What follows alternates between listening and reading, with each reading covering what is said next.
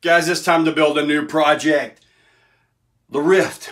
As awesome as it is, it's time to get a chassis. And I'm not just converting this one, I'm building a whole new one, guys.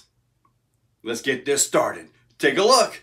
This is a Spare Time Hobbies Whiskey V1 chassis with the Optimus bundle with a Capra transmission because I want the dig feature. We've got Vitavon front and rear steer axle housings, but we have these because the portals have to come off of the Ryft right there. So this will be a portal 4-wheel steer monster crawler. I haven't even figured out a name for it yet, but it's going to be awesome. But first things first, the portals got to come off. Look at that. It's back to bouncer status. Now this thing's getting off the table. Time to get serious. Check the bearings, they're good. Time to assemble. It's time to start assembling. I'm using some Capra shocks I had left over from a kit. Same with the transmission. So yeah, we gotta start bolting some stuff together. Making progress, but too tall. Way too tall. In the back, I'm gonna have to cut the chassis. It drops all the way down into there, so gotta make some clearance there. If I was using a regular straight axle rear, obviously that would just fall, you know, all the way down into there, but not me. But I like how the back is turning out. I don't like the front. Tried it down here. Just not happy with that at all. Now, when you put the big 2.2s I'm going to be running on this thing, this is going to be way too tall. I've got to have this thing basically sit. That should be about right height for this thing. So, I definitely got some work to do. Got to figure some stuff out. Cut some chassis. Yeah. Got some work to do. Let's talk drive shafts. I've got this figured out. May have some clearance issues, but that's something for later. I got 5mm outputs at the transmission and 6mm inputs at the axle. So the 5mm Capra ends, like with the regular Wild Boar 8s, go right into the Wild Boar 11 ends. So you can bolt them right in there. So very simple to get a 5mm out and a 6mm in. So it just simply goes right together. Awesome. And that's both your drive shafts right there. I did a little test fitting. Going to have some clearance issues on these upper links. There we go. It's looking better. Now I went with a leading arm on the front as well. I went with a longer shock end, like right here. This is off of an Ascender. This is the stock one right here, off the Capra. And I can tell it's an Ascender because that's the link I got it off of. What that'll do is that'll allow me to lay this shock back if I need to. Now, having the leading arm up front like this, that could interfere with my steering. However, the portals actually, let me get these out of the way. The portals actually add a little bit of width, so maybe I'll be able to still keep some of my steering. So, at this point, the ride height is looking about like what I'm after. I mean, granted, once I get everything in it, I gotta adjust springs and adjust some stuff. But, you know, just looking at it like it is, I gotta go ahead and start cutting the chassis. Thinking about cutting it back to right here. Obviously taking that off. This way I've got a bar where I can make a bar to go across in case I need a chassis brace. I mean, I've got all that there, so I might be okay.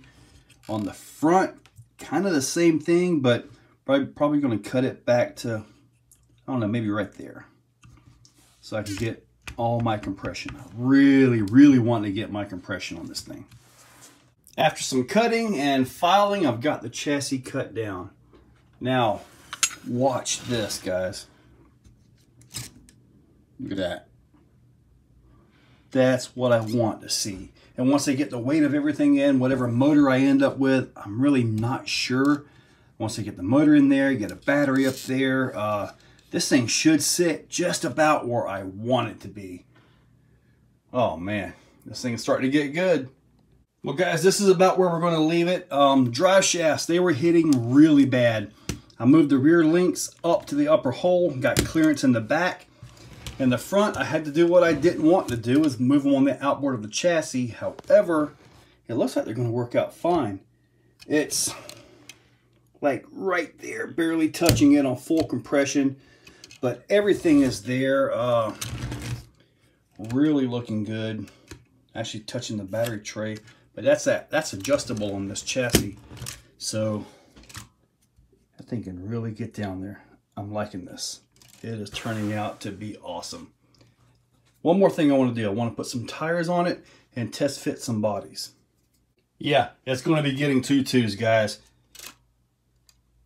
That thing is going to be ridiculous. Let's go ahead and test some bodies. First up, we have a creep body. This is the side shot and the front shot. Holy cow, that thing looks awesome.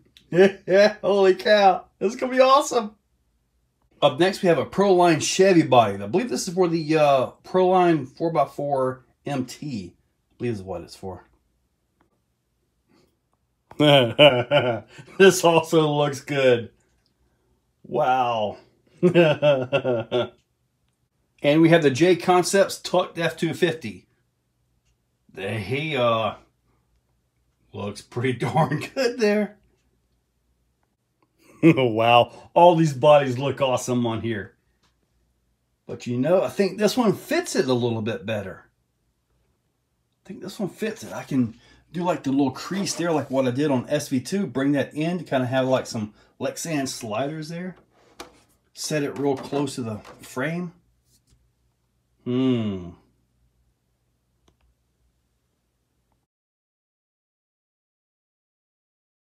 So here we are at this phase of the project. Got a Holmes revolver in there, the full-size 540 version.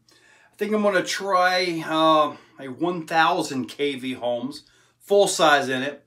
I got it trimmed out so I can fit a 9-tooth pinion gear with the stock housing and a Crawlmaster Mini ESC. I'm really kind of getting spoiled with that ESC and the revolvers, guys. I've got it in SV2 and the Ecto, and it drives so amazing that I don't really want to go back to the Castle or the Hobby Wing. Once you try one and you just really get down and crawl, it's truly amazing. So I want this to get down and crawl. I can tell you right now, with the leading arm and the trailing arm, I'm going to have to really stiffen up the oil. I don't know what I'm going to have to put on, yeah, maybe 70 weight because of the leverages and all that. If not, it's going to be too floppy, I think. But anyway, guys, I got my hopes up for this project, and I think, I'm not sure what I'm going to call it yet. Got to come up with a name for it. Anyway, guys, in that description, I'll link up the Vitavon stuff and the chassis and what I plan to put in this thing. So, guys, check that description. Use those links. They are affiliate links. They help out the channel. Amen, eBay, Amazon, and Horizon. And, guys, thank you all for watching. Guys, if you like what you see, hit that like button, hit that subscribe button, and ring that bell. So, in the description, there's a link to become a channel member. If you want to become a channel member, it's a very simple $2, $5, $10, or if you really got some money, $25 a month. It's a simple way to support the channel. So, get that, and I am doing monthly giveaways for members only, so you might want to consider it. So, guys, use those links. Make sure you're subscribed. Thank you all for watching.